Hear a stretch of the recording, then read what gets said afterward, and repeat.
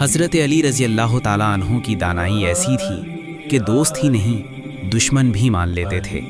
ایک دن ایک یہودی عالم حضرت علی کے پاس آیا۔ اس کے دل میں سوال تھا مگر نیت آزمائش کی تھی۔ اس نے پوچھا، اگر اللہ ایک ہے تو نظر کیوں نہیں آتا؟ اور اگر نبی سچے ہیں تو معجزے اب کیوں نہیں ہوتے؟ حضرت علی نے غصہ نہیں کیا، نہ آواز بلند کی، نہ بحث کی، بس ایک لمحہ خاموش رہے۔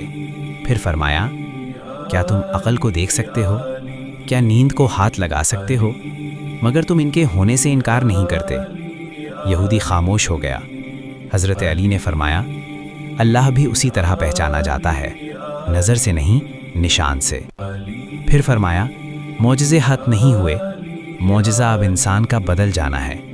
یہودی کی آنکھوں میں آنسو آ گئے۔ اس نے کہا، یہ جواب نبی کے گھرانے کے سوا کوئی نہیں دے سکتا۔